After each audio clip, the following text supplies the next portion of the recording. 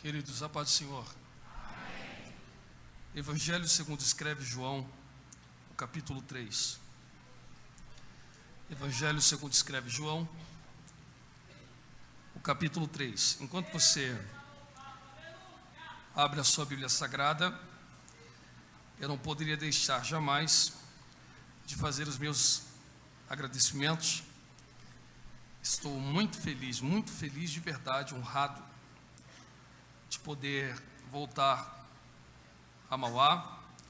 Eu confesso que estava com muita saudade da igreja e estou muito feliz por essa honrosa oportunidade. Eu havia falado com a minha esposa que eu queria criar um tempo para poder vir aqui, uma terça-feira, ouvir o pastor Adelino, mas a agenda sempre muito corrida, e esse ano eu não queria abrir mão de alguma forma poder rever o pastor de vocês. Estou muito feliz desta oportunidade, ser uma oportunidade que eu esteja envolvido de forma direta. Então eu louvo muito a Deus pela vida do pastor Adelino e da sua esposa, pastora Genilda. Deus seja louvado na vida dos pastores desta casa. Muito obrigado, pastor. Muito obrigado por mais uma vez me confiar ao altar. Louvar a Deus também pela vida dos pastores pastor Peterson, pastor Mag e o pastor Elderson. Deus seja louvado. São homens de Deus, de uma humildade, uma simplicidade muito grande, e faço orações que Deus continue abençoando-os e, através de todos os pastores, o corpo da igreja, os outros obreiros, sintam-se também citados. Os que acharam o texto sagrado, diga amém. Havia entre os fariseus um homem chamado Nicodemos, um governante dos judeus. Este veio de noite a Jesus e disse-lhe: Rabi, nós sabemos que és mestre vindo de Deus, porque nenhum homem pode fazer estes milagres que tu fazes se Deus não estiver com ele. Respondeu-lhe Jesus dizendo: na verdade te digo, se um homem não nascer de novo, ele não pode ver o reino de Deus. Nicodemos disse a ele: como pode um homem nascer sendo velho? Pode entrar pela segunda vez no ventre da sua mãe e nascer? Jesus respondeu: na verdade eu te digo, se o homem não nascer da água e do Espírito, ele não pode entrar no reino de Deus, porque o que é nascido da carne é carne, e o que é nascido do Espírito é Espírito. Não te admires de eu te haver dito: necessário vos é nascer de novo. O vento sopra onde quer e tu ouves o seu som, mas não sabes de onde vem e para onde vai. Assim é todo aquele que é nascido do Espírito. Nicodemos respondeu e lhe disse: como pode ser estas coisas? Jesus respondeu e disse-lhe: tu és mestre em Israel e não entende essas coisas? Jesus respondeu e disse-lhe: tu és mestre em Israel e não entendes estas coisas? Se você puder e quiser, você diz amém. Amém. Tome seu assento, por favor. Glória a Deus.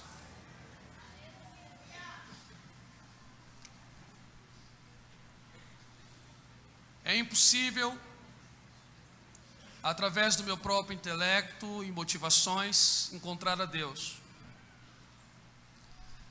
Não sou em mim capaz de percebê-lo ou notá-lo. A única forma que posso percebê-lo ou notá-lo é se ele assim se faz ser percebido. E a este fenômeno nós chamamos de cognoscibilidade. Armínio, da qual eu sou seguidor do seu pensamento sobre salvação, dizia isto através da graça preveniente, que as Escrituras é o meio a qual Deus se permite revelar aos homens. Depois, mais à frente, nasce aquilo que é denominado de quadrilátero wesleyano, onde o pensamento que da manifestação divina, onde os homens podem percebê-lo, se dá de 4 maneiras. Primeira forma, as Escrituras, que é o ponto mais alto, principal desse entendimento, compreensão possível do divino. mas a natureza não se descarta. Ao observar a natureza, podemos perceber e compreender que há um ser criador sobre isto. Entre aspas, não é a minha colocação, mas há uma discussão sobre o chamado recente design inteligente. Não posso afirmar, não sou do ramo científico, mas estão percebendo alguns cientistas, ainda que não atribuindo ao nosso Deus, mas admitindo que uma força inteligente deu vida a todas essas coisas. Há também a história, pesquisa, como por exemplo a arqueologia bíblica, que através das escavações comprovam muitas passagens bíblicas, e também a experiência, que é a manifestação divina, a qual nós costumeiramente denominamos, segundo o ensino bíblico, de milagre. Então Deus é que se permite revelar a nós, sendo o ponto mais alto, principal, as Escrituras. Sendo assim, a leitura das Sagradas Escrituras é fundamental para a vida do cristão. Seja ele pastor, seja ele um ministro, né, assim como nós chamamos, que pregue a palavra de Deus ou não. A vida do cristão deve ser pautada, guiada, orientada através da leitura bíblica.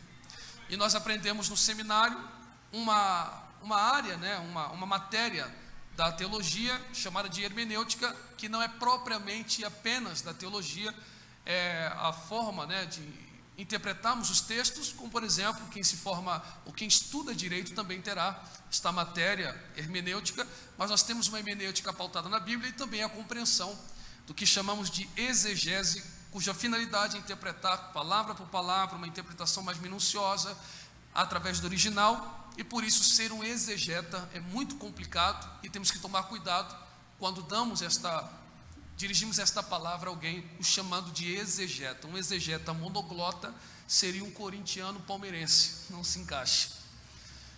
Dito isso, existem textos que são não tão difíceis de serem entendidos.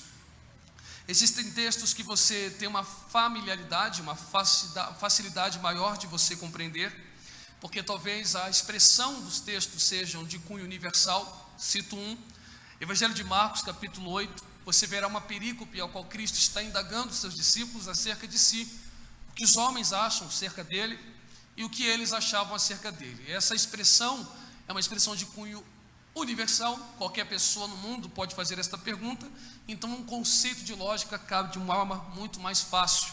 Então você não precisa ser alguém muito aprofundado para entender o peso, o cunho, ou talvez teria um pouco mais de dificuldade de entender a motivação, mas entender por que é que alguém está preocupado em descobrir o que os outros acham a seu respeito. Cabe no mínimo 2 princípios, dentre o mais familiar: se a sua imagem não está sendo distorcida perante outros, ou se os outros estão enxergando da forma correta ou da forma que ele realmente apresenta-se ser. Mas existem outros textos, em sua maioria, que tem uma linguagem fora da nossa cultura. A língua não é a nossa, o pensamento não é nosso, e teremos dificuldades de interpretarmos através do nosso pensamento ocidental. Cito Antes de citá-lo, também quero deixar muito claro que não podemos confundir parábolas com ilustrações. Ilustrações são uma coisa, parábolas é outra coisa completamente diferente, o que pode ser entendido basicamente como ensino indireto. E no capítulo 15 de Lucas, a qual temos 3 parábolas das mais conhecidas, a primeira, no pensamento ocidental, teremos dificuldade de interpretação. Por exemplo, Cristo diz: qual dentre vós, quando a parábola começa, qual dentre vós que tendo 100 ovelhas e perdendo uma delas não deixaria as 99 no deserto? Quando uma parábola começa desta forma, Cristo já está dizendo, por conceito lógico, que todos os ouvintes agiriam daquela determinada forma. Não haveria outra forma de agirem a não ser aquela apresentada. E qual é a forma que eles estão agindo? Qual dentre vós que tendo 100, perde uma, não deixa no deserto as 99? Eu, se estivesse no público, ergueria a minha mão, pediria licença e diria: eu não, porque a minha pensamento ocidental não me permitiria. E como não permitiria? Eu não deixaria jamais 99 no deserto. Em nenhum momento ele explica aonde as 99 ficaram, sob cuidado de quem, em que posição no deserto, em que local no deserto. Apenas diz deixando-as, dando um entendimento que na cabeça ocidental elas foram simplesmente deixadas para trás, com o objetivo de achar apenas a centésima, dando a impressão de que a centésima excede em valor às 99. E na verdade não, o público que está ouvindo sabe muito bem onde as 99 ficaram, e não há uma necessidade de Cristo explicar a forma que a parábola está sendo narrada. Então eu preciso me transportar àquela cultura, compreender como é a vida de quem apacenta ovelhas, para entender o que Cristo está falando sobre deixar as 99. Isso é uma interpretação de texto comum. Umas são fáceis, outras são complexas, outras não temos informações e outras são dúbias. Ou seja, um texto não tem unanimidade. Explico novamente. Existem textos bíblicos que não haverá unanimidade na sua explicação. No capítulo 3, desta pequena perícope que li, é um desses textos. Há no mínimo duas visões diferentes sobre esse texto. Bom, eu acredito que a grande massa que está aqui, os grandes irmãos, a maioria dos irmãos que estão aqui já são batizados. E quando você quer passar pelas águas batismais, eu acredito que vocês têm uma espécie de discipulado, não é isso? A pessoa vai ser separada, vai aprender algumas coisas sobre orientações bíblicas, sobre batismo, a vida cristã. Alguns pastores inserem aí também a sua ética, como a igreja funciona, os chamados usos e costumes, e aí vai. Dentre os textos citados para o batismo, acredito que João 3 seja um dos textos mais citados. E de forma majoritária, os teólogos afirmarão que esse texto sim pode ser associado com batismo. Por alguns motivos. Por exemplo, Cristo diz: necessário vos é nascer de novo. E a expressão nascer de novo no grego, ela dá uma conotação também de nascer do alto, sem ferir a semântica. Então, ao mesmo tempo que ele diz nascer de novo, ele diz nascer do alto. E esse nascer do alto ou de novo envolve uma alternância de natureza, pois o que é nascido da carne é carne e o que é nascido do espírito é espírito. Então necessita de uma conversão entre carne para espírito, e assim só através de uma nova matriz, mediante a água e espírito. E as pessoas dirão que Cristo está falando sobre batismo, e você pode ensinar sobre batismo entre tantos textos, usando isso aqui também. Existe um outro grupo de teólogos, menor, não é majoritário, mas também faz coro e diz: olha, o batismo é bíblico, como está escrito em Marcos 16:16, aquele que crê e for batizado será salvo. No entanto, capítulo 3 de João não se encaixa em textos que podem fazer base para o batismo. E eles alegarão, esse segundo grupo de teólogos, que são cristãos, acreditam no batismo, excluindo o capítulo 3, que Cristo está falando sobre purificação associada ao meio judaico. Por isso a indagação a Nicodemos: como você pode ser mestre? E a expressão mestre no grego compreende aquele que ensina uma doutrina. Como pode você que orienta, ensina, leciona, domina os textos sagrados e não entende aquilo que eu estou falando com você?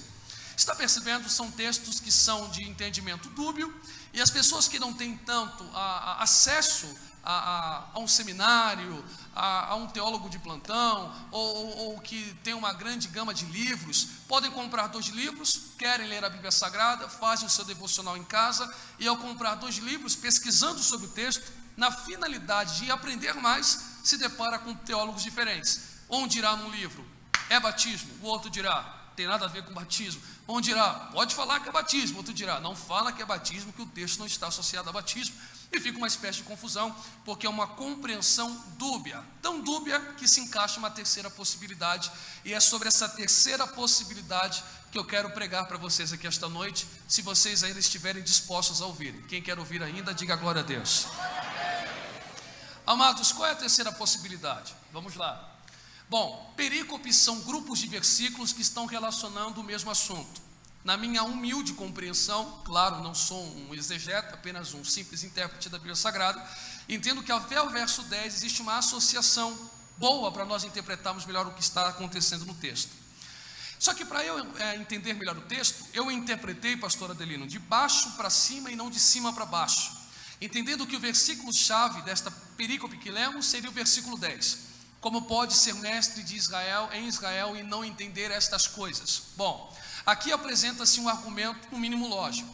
Qual? Bom, se Cristo está olhando para Nicodemos e exigindo dele um prévio entendimento, há no mínimo 2 opções. Primeira, ou Cristo está sendo irônico, falando de forma muito figurada, difícil, complicada de entender, e Nicodemos tentando compreender Cristo é irônico. Você não é mestre e não está entendendo? Do qual eu descarto essa possibilidade, pois eu não creio em um Cristo irônico, muito menos comediante. Cristo é sério e jamais seria irônico com quem está palestrando. Essa possibilidade, infelizmente, eu não aceito. E há uma outra que Cristo está dizendo: olha, o que eu estou falando, você deveria entender. Se deveria entender, é porque está associado à sua vida com Deus. Então Nicodemos é um judeu, e aquilo que Cristo está falando não é distante do conhecimento de Nicodemos. Esta é a mais cabível. Se ele está dizendo: como pode você ser mestre e não entender o que eu digo? Ele está dizendo: o que eu estou dizendo não é distante daquilo que você já conhece. Bom, dito isto, nós temos que perguntar para o texto: o que é que Nicodemos deveria entender que Cristo está alegando? Que necessário vos é nascer de novo, e esse nascimento só é por meio de água e espírito. Terceira pergunta que temos que fazer para o texto, para compreendermos: ora, se Nicodemos deveria entender o que Cristo está discursando, e o seu discurso está pautado em um novo nascimento, da qual haverá uma conversão entre carne e espírito, está associado à prática de vida de Nicodemos, ou algum entendimento que Nicodemos já tem, nós temos que perguntar: existe alguma coisa no judaísmo, porque Nicodemos é judeu e não cristão, que tem a ver com nascer do alto, nascer do novo, conversão de carne para espírito? Tem. Batismo. Chamaremos de batismo assim. A fé judaica, diferente da nossa, não é uma fé agressiva. Eu não queria usar essa expressão porque pode ser mal interpretado. Quando eu digo agressivo, eu digo que a igreja está sempre na ofensiva. A igreja sempre está buscando as almas, pregando, cruzadas, evangelismo, convidando e etc. A fé cristã está pautada, que prega até os confins da terra. E a judaica é proselitista. Ele não vai atrás de você, ele não vai bater na tua porta, ele não vai fazer cruzada. Mas se você receber um convite para ir para uma sinagoga, e você se familiarizar e quiser ser um judeu, ele vai aceitar a sua conversão. Você vai passar por uma série de estudos, dentre esses estudos você também vai passar por uma espécie de batismo, que é muito parecido com o nosso. E se eles são mais antigos, o nosso é muito parecido com o deles. Qual é o sentido do batismo, vamos chamar assim, de batismo judaico? Primeiro, o batismo judaico também é feito em um tanque, parecido com o nosso tanque batismal. Então, quando você se candidata a se batizar, você vai ser dirigido a um tanque batismal. Aqui na igreja tem, e os judeus também têm. E esse tanque é chamado de mikvê. Mikvê é uma espécie de tanque judaico feito na sinagoga, tão importante que se você conversar com um rabino e perguntar para ele: rabino, dá para servir a Deus sem sinagoga? Ele dirá: dá, só não dá para servir a Deus sem mikvê. Antes de levantar uma sinagoga, eles fazem o tanque, entendendo sobre tantas coisas que é utilizado esse tanque, como por exemplo a purificação das mulheres após o seu ciclo menstrual, também para a conversão. Então, antes de se fazer uma sinagoga, eles fazem um tanque, vamos chamar assim, batismal, chamado de mikvê, que deve ser feito no chão. Preste atenção nisso, por favor. O mikvê não pode ser um tanque feito no alto. Na fé judaica, tem que ser feito no chão. E nós temos um tanque também batismal, a qual nós passamos pelas águas para a conversão. O que eu quero que você entenda também, que eu acho muito curioso, é que o batismo está associado a uma ordem de Deus suprarracional. E o que seria uma ordem de Deus suprarracional, Carlos? É uma ordem que Deus dá que eu não tenho a capacidade de entender a sua causa final. Eu posso entender o simbolismo, a causa final eu acho impossível. Você quer ver? Deus tem cerca de 613 ordens dadas, chamadas de mitzvot ou mitzvah, preceitos. Esses 613 preceitos, ordens que Deus dá, são divididos em duas categorias, positivos e negativos. 365 ordens, ao qual Deus está negando uma ação, falando não pode, não faça, não deve, não pegue, não realize, e 248 positivas, que diz deva, faça, realiza, conclui, etc. Juntando essas 613, você tem três grupos de ordens. Primeira, ordens chamadas de julgamentos, ordens chamadas de testemunhos e ordens chamadas de decretos, que são suprarracionais. Te explico. Ordens na esfera de julgamentos estão vinculadas à esfera civil, por exemplo, ética e moral de uma sociedade. Não matarás, não roubarás, não cobiçarás a mulher do seu próximo, honra teu pai e a tua mãe. Todo ser humano tem a capacidade de entender uma ordem dessa, tanto que o nosso sistema jurídico também é inspirado no decálogo de Moisés. Então, não matarás, não roubarás, não cobiçarás a mulher do seu próximo, e não cometerás falso testemunho, e etc e tal. Tudo nós compreendemos. Então, o crente e o não crente entende o benefício de não mentir, de honrar pai e mãe, de não cobiçar a mulher do próximo, de não adulterar, e aí vai.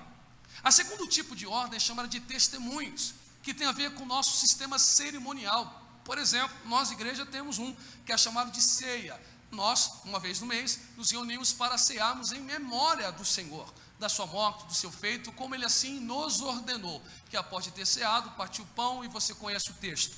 Como os judeus também têm Páscoa, Pentecoste e Tabernáculos. São testemunhos, são festas, são realizações, celebrações realizadas, cujo intuito é internalizar no celebrante, naquele que está celebrando a Deus, o que Deus fez, e também mostrando aos outros a quem nós servimos, o motivo dessa festa, o simbolismo, e aí vai.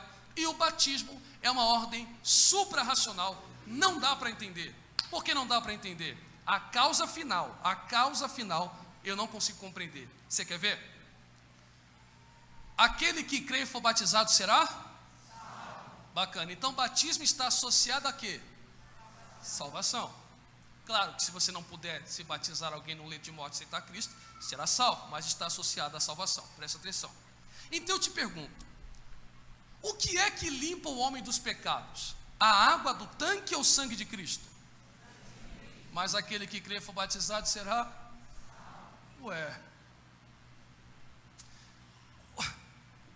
O que é que perdoa pecados? Cristo ou a água do tanque? Mas aquele que crê e for batizado será? Está vendo? Eu não consigo te explicar, numa honestidade, se você perguntar por que eu tenho que ser batizado. O único argumento que eu tenho é bíblico e Deus ordenou.